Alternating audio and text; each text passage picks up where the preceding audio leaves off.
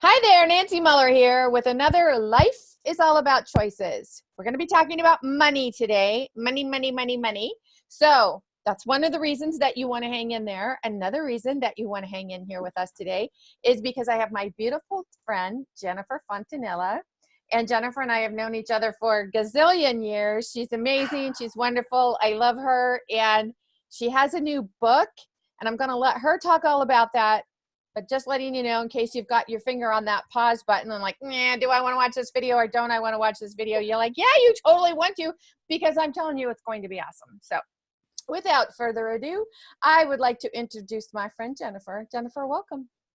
Thank you, Nancy. I'm so honored to be here with you. Thank you for having me. So glad to be here. Jennifer, I know what you do, but for the sake of everyone watching this video, can you tell everyone who you are, what you do, and why you're so fabulous? Oh my goodness, you're so sweet. So hello, everyone. Thank you for being here. My name's Jen Fontanilla. I am in Southern California, and I have been in the financial industry for over 15 years. I started in the beginning as a financial advisor, and then I transitioned over to financial coaching, which is actually quite different. We can talk about that. But now my focus is helping women, especially in the entrepreneurial space, gain clarity, hope, and confidence, and understanding how to organize their money and, create healthy habits surrounding money mindset and how to handle the day-to-day management of it. And so that women can level up and live out their true purpose and passion. And so I actually really enjoy being in this space versus the one I was in before when it came to money. But, I'm in this because I know that we don't learn it. I know that it's emotionally charged. There's so many things that it affects when we don't have a handle on our money. It affects our emotions, our communication with other people in our lives, even the internal dialogue that we have within us. And so in terms of what makes me so fabulous, I know people like Nancy. And so, we go way back years and years, and we met at a networking group in Long Beach. And one of the things that I love so much is just being around amazing people that want to help others and serve others and just pull out the amazing greatness that's in other people so that they can do all the things that they dream to do and achieve. And it's just such a blessing to be in that environment. And so when you're surrounded by all that, I really believe it's a reflection of all the greatness that you've been able to pull from other people and that you allow to inspire you. So, but thank you again for having me here. Yes, I'm so glad you're here. And I think the last time that we were actually together, we did a real life commercial together. Yes, we did. It was in LA, and that was a long day of shooting, but it was so great. It was so fun. It was for a Pine Sol commercial because the nonprofit that we did it for was receiving a scholarship check. So it was such a fun time. Yes. Yeah, and it gave us the opportunity to see what it was like, to be on a real life set and sit and wait all day long. I think we think that the movies are so glamorous, but it was interesting. It was interesting for all of us. Yes, I know. I personally know people who are I personally know actors, and the running thing is like, hurry up and wait. Exactly. Hurry up and wait. It was a waiting of 9 hours for a 45-second commercial. And so, but what was so great about it was that it allowed us to obviously sit around because we had time, but the topics that we talked about were things that people struggled with, and we had to make these signs. Just so you guys know, we had to hold a sign, and we wrote in big marker, Sharpie, about something that we overcame or struggled with. So of course you can imagine the conversations that came from it. Oh, tell me about your word. Like, there was just one word on this poster that we were holding up, and then they shot pictures of each of us, and just the stories and the conversation. And you're sitting around with other women just going, oh my gosh, tell me about that. What did you go through? So it was such a great time. And like, as Nancy says, sometimes it shows up on Facebook memories, and you just think back like, oh, I remember going through that. It was so great. Yeah, and our friend Michelle Jeffries was there as well. And I remember I had known you and Michelle for a couple of years, and during that photo shoot or that commercial shoot, I got to learn even more about you and Michelle. I'm like, seriously, I didn't know this about you guys. And so it was really fun. Yes. So it just comes to show you when we take the time to be present and we get to find out more about the person, especially even as, like you said, we knew each other for so many years, but it isn't until you're sometimes forced into an environment where you can have those conversations and go deep. It's like, wow, and that's what I love. You're just amazed, like, wow, I didn't know you did that. I didn't know that about you, and it just builds deeper connection. And, one of the things too that I think is worthwhile to say right here, I'm pretty sure you're the one that invited me to be in that commercial. And I remember thinking when I got your invitation, like, me in a real commercial, like Yes, on TV commercial, Yes. and I think sometimes regardless of how many successes we've had, we can still doubt ourselves. We can still say, am I good enough to be on there? That imposter syndrome pops up. And that's one of the things that I'm excited to talk about today with you, the imposter syndrome and money and your new book that's coming out. So where do you want to start? With your new book, with money, with what? Where would you like to start? Let's tackle the imposter syndrome. All that right. one seems like, oh yes, let's go into that one. Yes. Well, my coaching is I love talking with women and coaching women around the imposter syndrome, and how I define that is any thought, feeling, or belief that does not come from your higher self. So, thoughts, feelings, and beliefs that are coming from your higher self are feelings of abundance, prosperity, happiness, joy, contentment, security. Feelings that are coming from your lower self are scarcity mindset, lack, anger, frustration, deception, those low energy feelings. Yes. And so when women, I say women because, we talk about women all the time. When any person is feeling financial lack, it can bring up a bunch of insecurities. And those insecurities then start to roll over into your self-talk about, am I good enough to be doing this work? Am I, am I fooling myself? Should I just quit and go work at, I was going to say a place, but a place I don't want to work at. Yes. And be a greeter. So, it's really important that before you give up, you give yourself permission to say, okay, wait a minute. Is it really that I'm not capable of doing this? Or is it simply the imposter syndrome, popping up inside of my head and causing me to doubt myself? Because I would say 10 out of 10 times, that's all it is. It's the imposter syndrome.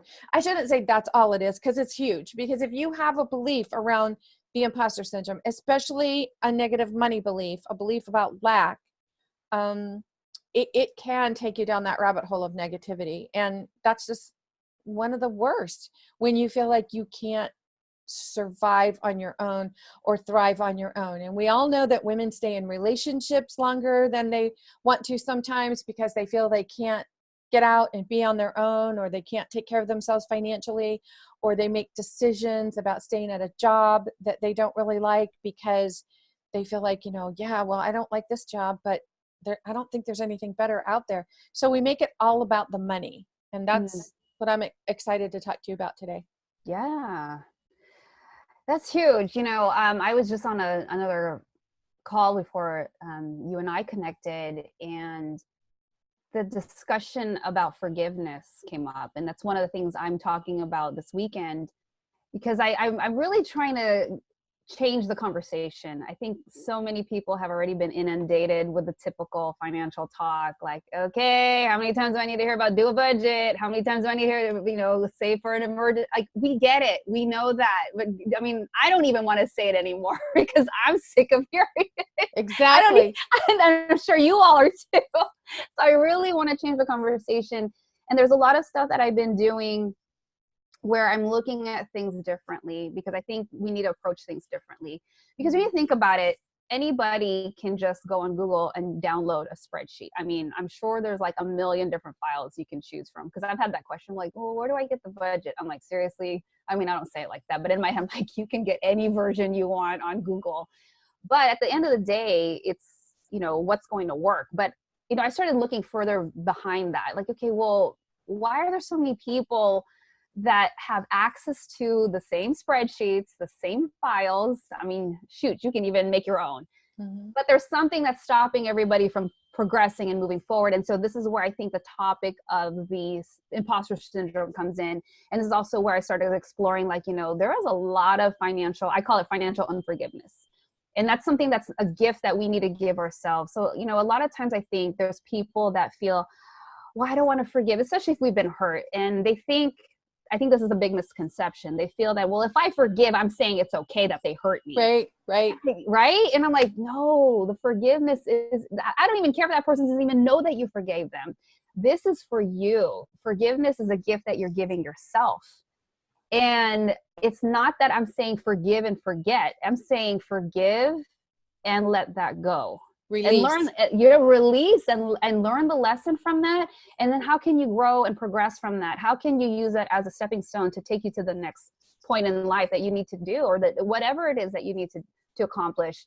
But when we have this unforgiveness, it's emotionally unhealthy, and it's holding us back. Like you talked about low energy, and, you know, guilt, condemnation, unforgiveness, shame, all those things are such a low vibrational frequency. And if you're operating on that level, that is a blockage to you progressing from making good habits, good money mindset, good things that are going to help you save. Because if you think about it, like if you're hanging on and harboring onto those negative, low energy feelings and those thoughts, you may not know it, but on a subconscious level, you are blocking yourself from saying, I deserve to make the right choices. I deserve wealth. I deserve abundance. I am worthy of having a great financial management system. I am worthy of being good with my money. And so when we operate on that low level, it's blocking everything. And so I want people to start waking up and realizing it's not about the spreadsheet. Yes, the logistics are important. You need to do that, of course, but it's not the be all end all.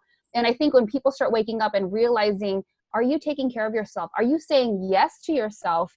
Are you forgiving yourself? When you can learn to do that, well, first, there's also other steps. You need to be mindful and aware, because if you don't even have that to begin with, then you don't even know what you need to work on. But other than that, in addition to that, when you learn to forgive yourself, you're opening the doors and the channels for that positive energy to come in. You're allowing yourself to establish good money habits. And that's when you're going to start seeing the work come through. That's when you're going to start seeing the progress, where you're starting to see, I deserve this. And so I think when we start realizing that that's been a blockage, that you'll start to see, like, oh my goodness, okay, yes, now I'm more motivated or inspired to do my spending plan, because you know that you deserve so much better than your current situation. So I love that you are talking about this imposter syndrome and, you know, and forgiveness and all these things where it's a low level, because we need to learn to get out of that. We really do, because we're not progressing if we allow ourselves to stay there. Well, and this is what I hear you saying as well, Jennifer, but the energy of relationships is the same energy of money. We have a relationship with money, we have a relationship with people, and that energy, if we are stunted or stifled or frustrated in any relationship that we have, that creates a vibrational energy within our aura. And that energy is how we are going to approach the energy of money as well. And yes, I love that you're talking about this. Keep going. Well, and the thing is that, you know, I think when we start to think about, okay, let's take it back to like ground zero, and you think, okay, I have to start being more responsible with my money. I have to start balancing my checkbook. I have to stop binge shopping. I have to stop whatever. So those are all the things that we're telling ourselves we have to stop doing, because we have to be more responsible, because we have to X, Y, and Z. But we don't have to do anything except honor ourselves. And when we honor ourselves, that includes the relationships that we're in. So when you start with, what are your relationships like?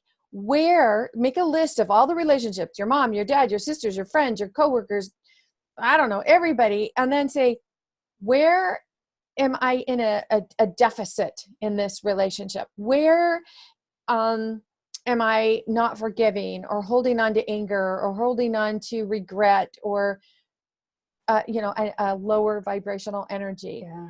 And when you can release that, it's almost, won't say almost, but it coincides with the opening up of abundance, and abundance includes money. Yes. I love that you made that correlation between the relationships with our people and money. One of the things I heard, I can't remember where, so I can't take full credit from this. I thought it was fascinating because when we talk about the relationship of money, I think for some people it might be new, but for just hang in there with me if this is something new to you in the concept that I'm going to talk about. Sometimes people think that money is just this, it's just paper, but there's so much energy behind it. It's very emotionally charged, and but it's also neutral. It's not good, it's not bad, it's neutral. Right. And one of the things that I remember hearing about when it comes to the relationship with money is that think about the relationships you have with a person. Let's say it could be a loved one, a friend. And let's say this person would say to you or treat you like, you know what, I don't like you. You know, you don't deserve to be my friend. You know, I don't even want you in my house. You know, if you could just sit over there in the corner, I don't even want to talk to you. So let's just say that was the dynamic. Now, I want you to switch out the person and put money in its place. Imagine if the conversation you have is, I don't deserve you. I don't even want you in my wallet, my purse. You know, I'm just gonna toss you over here in this drawer. You know, I don't even want to talk to you.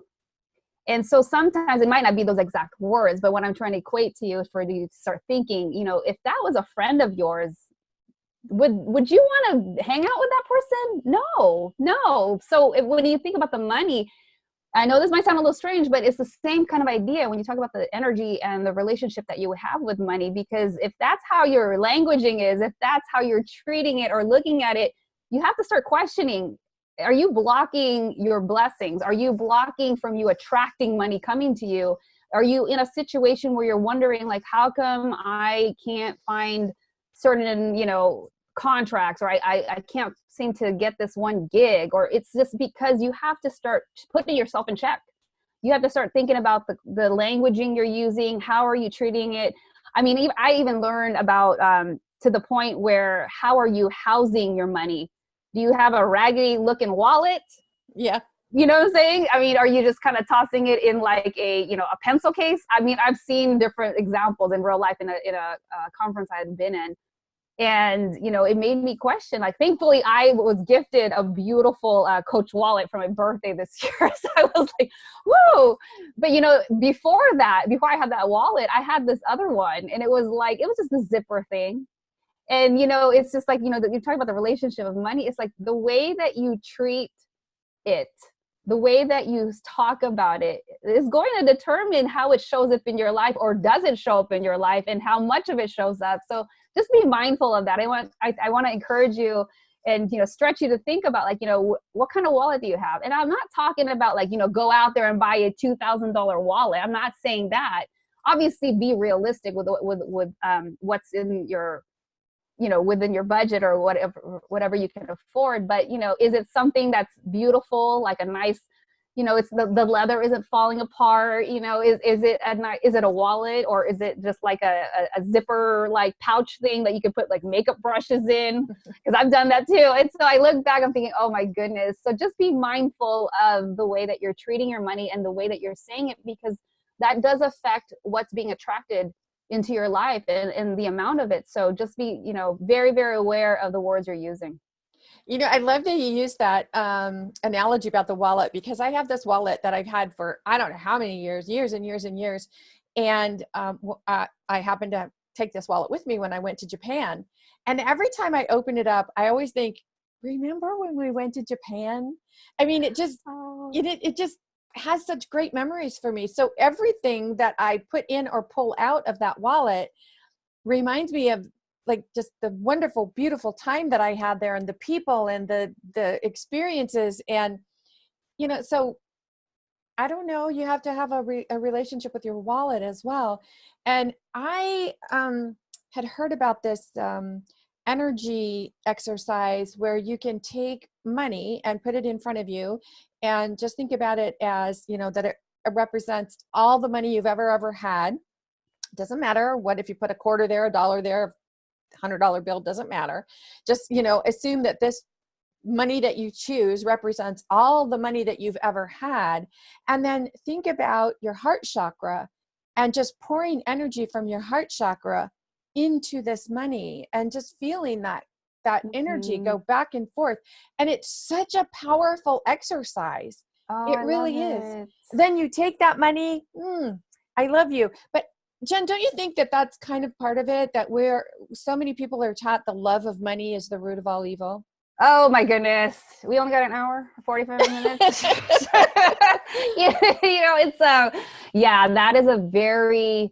This is a very interesting topic. I think there's a lot of misconception. First off, it's from the Bible, and it's very, very, very, very misquoted, because a lot of people will take out the first couple words and they'll just say like the love of money. No, it's not money. It's the worship of money. Exactly. It's the worship of money. And I think this is where people get confused, and this whole message gets muddled, because they're thinking like, oh, well, you're just worshiping money. No, that's not what this is.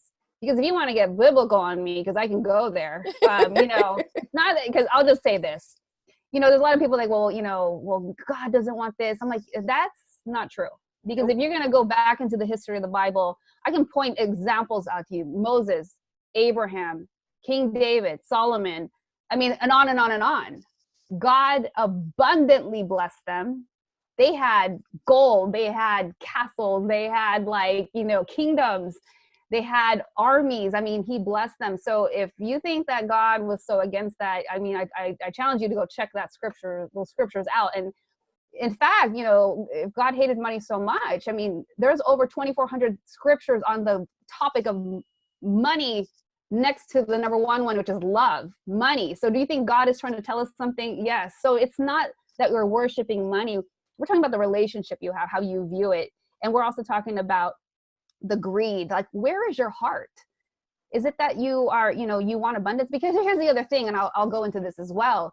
A lot of people might complain like, well, that sounds greedy in the sense. Well, here's the thing. If you want to take the stand of scarcity, how can you bless other people? Imagine, right? If you're going to be in this mindset of like, this is how I look at it. I'll use myself as an example. I like to think that I'm not a greedy person, but I am, I want to work my business so that it grows abundantly, because guess what? I can write big checks to fund the building for the children's ministry. I can write checks to people who have GoFundMe goals.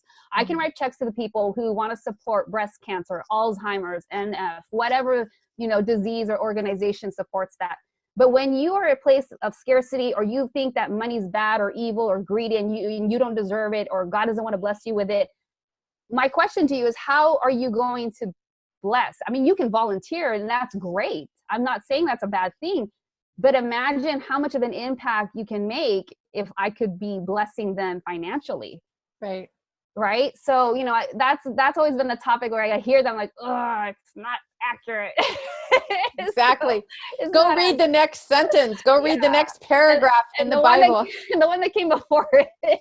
Yes, exactly. So, but yeah, I get charged up when I hear that, because I'm like, no, stop misquoting it. It's about, at the end of the day, it's not about God not wanting you to be rich. It's not about that. It's about, where's your heart? Where's your heart? This is not about like, oh, it's just because you want to have a lot of money, it means you're greedy and evil. It's not that. Because there's a lot of billionaires that do amazing good work. Yeah. And again, where people are telling themselves like, oh, it's wrong to want to have money, to love money. That's part of the imposter syndrome. We were all created to live abundantly. We all came here into this lifetime with a purpose. We wouldn't have been sent here with a purpose without the means to fulfill that purpose. So Absolutely. What do we do all the work, and we finally discover, oh, this is my purpose. Gosh, too bad I don't have the financial awareness or support to do this purpose. What kind of creator would set you up to fail? It just wouldn't happen. Exactly. You need the money. The money has to be there in order to do certain things at some point, especially when you want to scale it on a global level. It's just impossible to not do it without the money. So again, shift your mindset. How are you viewing these things? How are you speaking about it? What is your mindset and your perspective? So I just challenge you, if this is something that's kind of like, I don't know about this, ask yourself, what is it? What are you in agreement with? What are you in alignment with? And do your own research and look into it. And then ask yourself, like, okay, so where are the imposter beliefs coming up? Imposter meaning like, I don't deserve this, or any, as I said, thought, feeling, or belief that is not of your higher self. But Jen, one of the things that I'm so excited that you're doing right now is your book that is out about, oh my gosh, when I saw this, that's why I knew, like, oh, Jen, we have to talk, because you're talking to people about before you get remarried, do this. And before you, what the title exactly is, before you say I do. Oh, do before this. Have a mock up here. Yes. Do before I do. So whether you are getting married again or going to get married for the first time, or maybe you're still in just the serious relationship stage, but you know how it goes. You start thinking about these things. You either, do we move in? Do we, are we going to start combining our finances? So yeah, it's for anybody in those stages. Yes. Not that I'm an expert on all financial books or anything, but I don't think I've really seen anything that's quite of this genre that you're doing with this book. Could you hold it up again? Oh, sure. Because I think that this is so important, especially, and I'll just speak from experience, especially like if you have been through a divorce and then you get married a second time.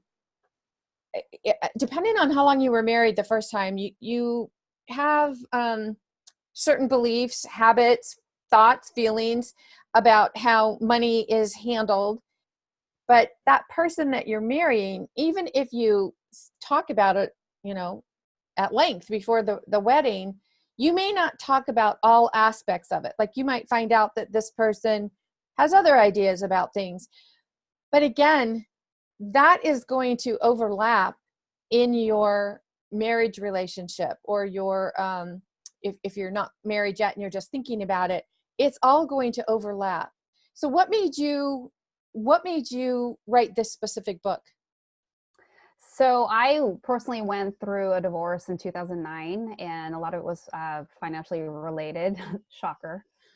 and the other influence was that I've been such an advocate for couples wanting to have conversations. I want them to have conversations about money, because I would sit in so many appointments with people, and I could either see a lot of people were not on board. I mean, I was blessed and grateful for the ones that had a good relationship where they, oh yeah, we talk about everything, and we have our own meetings. Of course, those are the perfect scenarios, but those are far and few between. But then there were the ones where I see that, oh, there's tension. Oh, I can tell they don't talk about this. Oh, I can see they're not in alignment. And then sometimes, I'm not trying to be the mediator or referee, but I did see there was a need for this discussion to come up.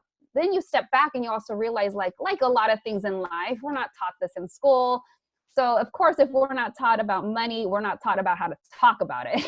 So I was just thinking, like, what is out there? And, thinking about, the divorce situation, and then thinking about, like, goodness, we're not taught about how to, discuss these things. Well, when do you talk about it? And so I started thinking, like, okay, what are the different topics? And I could have just written, like, okay, talk about retirement. I was like, no, I need to take this a step further. And so I realized, like, how can I equip people? So in the end of every chapter, there are several questions. And so there's questions that you can ask each other, and they're supposed to be thought-provoking. They're supposed to help you start thinking. I'm like, because of course, if this is not a space you typically have conversation in, you're not gonna know what to ask. So, well, what do we talk about?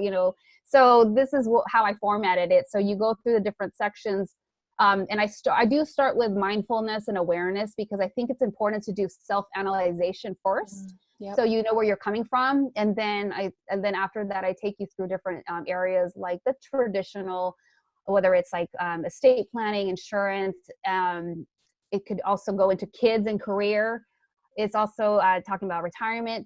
But this is not a book where I did not want to, here's the thing. It's about money, but I did not structure it where like, and this is how you figure out your financial independence. I did not write it in that sense. This is more of you to open the door to like, hey, we need to talk about this and, really start thinking, what are the action steps that we need to put in place?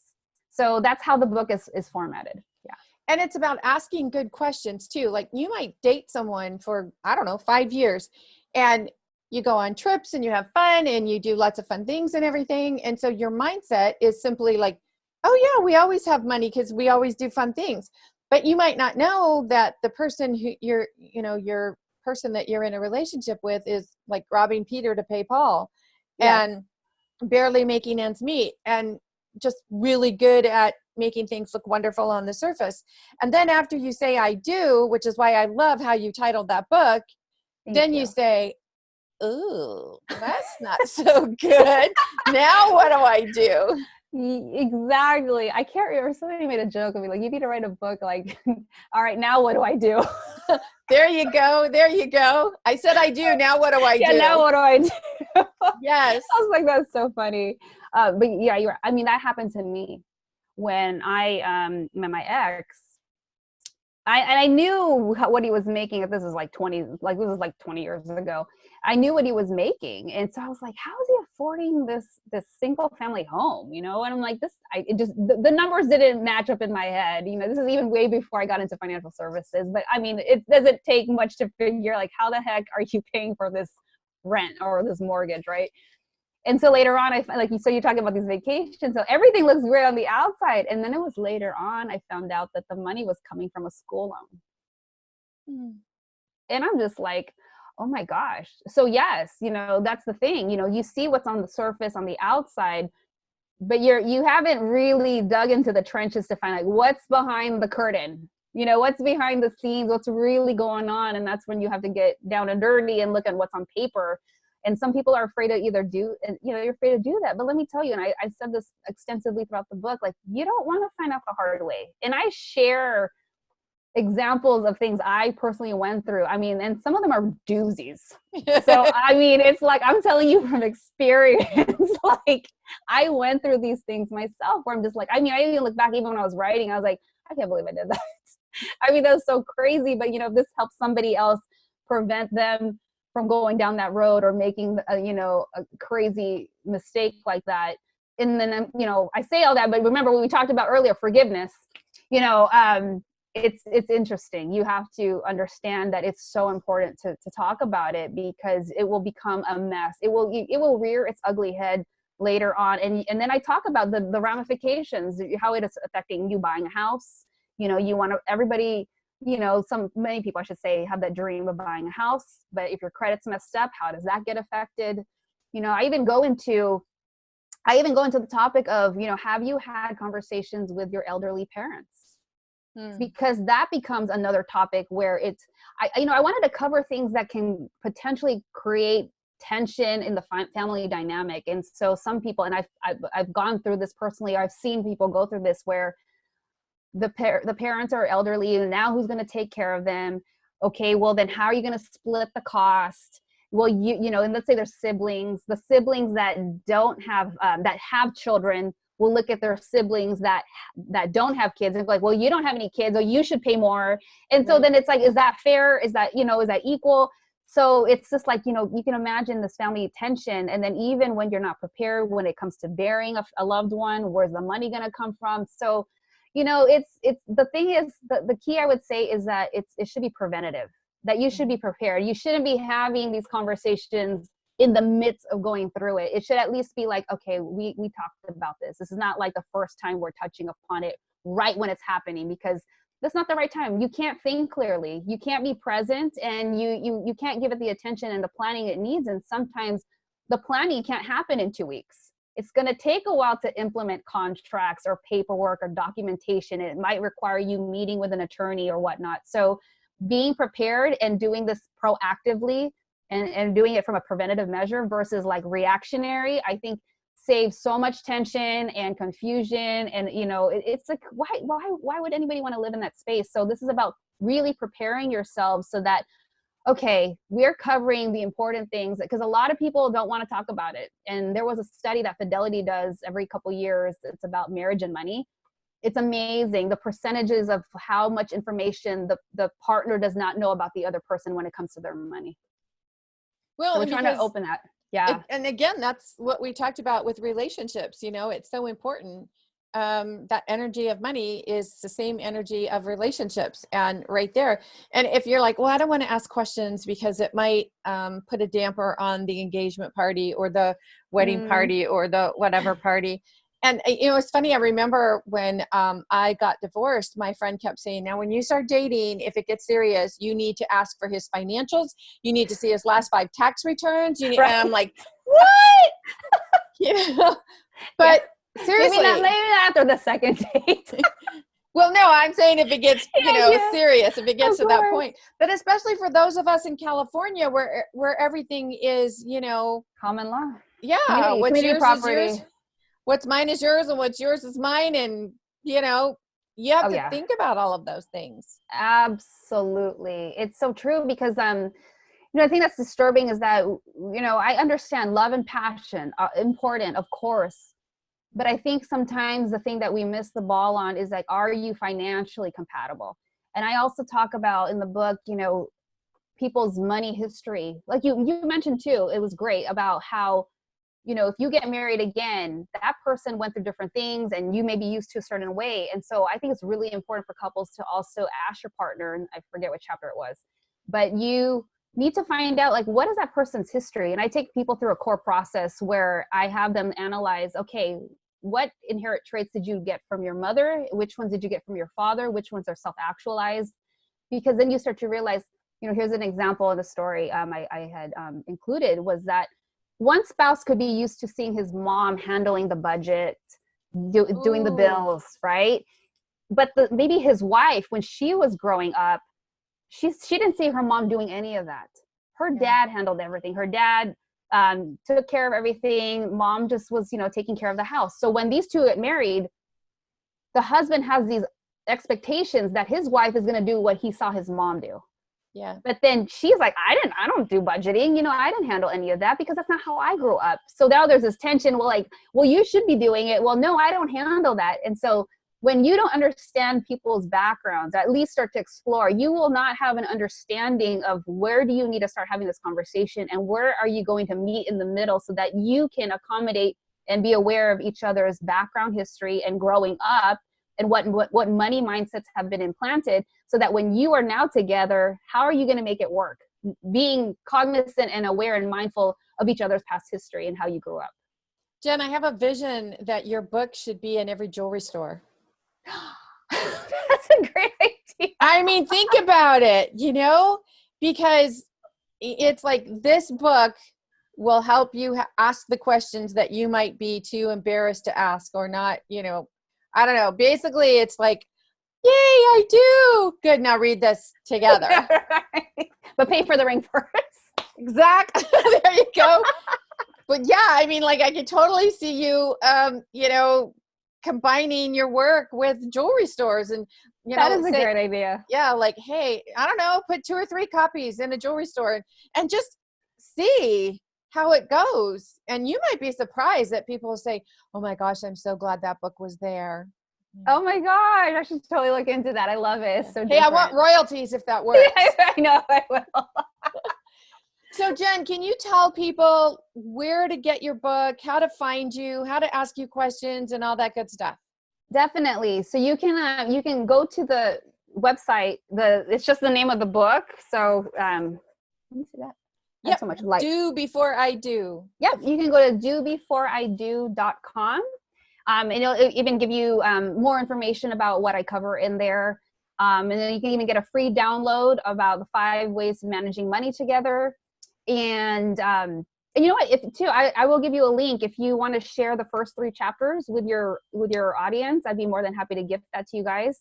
So, and I'll give you, Nancy, I'll give you that link. Okay. And if you want to reach out to me, you can just go to jenfontanilla.com, JEN, then Fontanilla. .com, and then there's links to just get access to me. So I'm pretty easy to find online. I love how you said Jen Fontanilla, Jen, Jen, and then just Fontanilla. Like Fontanilla is so much easier to spell than Jen. I know. I just thought about that because I was like, wait, I should indicate if it's one or two N's. I know. I was like, I never realized like that varies so much. Yeah. So, but yeah. Well, I am just so glad that you wrote this book, because I know from personal experience that there's a lot that you go through, you know, in a first marriage, but also in a second marriage, you know, because you just have expectations, especially if you've been married for a long time. And I will be honest, when you started saying, let's say that your mother pays the bills, where my head went, I thought you were going to say, like, your mom does your finances, and then when you get married, your wife may say like, no, this should be private. We should do our finances on our own. I mean, seriously, all that stuff needs to be talked about before you say I do. Oh gosh, absolutely. And I think that's where a lot of the tension is, because you got so much going on from the background history from both sides, and now you're trying to combine it. And if it's not the same, that's where you have to know where those things aren't aligning, and then how are you going to make it work? But you know, if you don't have any basis of where you're starting from, you're not opening that door to have that open conversation. You know, that tension is just going to build up, and then eventually, you know, you're going to get to a fight about it. So that's what we're trying to prevent. That, you know, and also shifting this societal norm, like, oh, it's taboo. I'm like, you know what?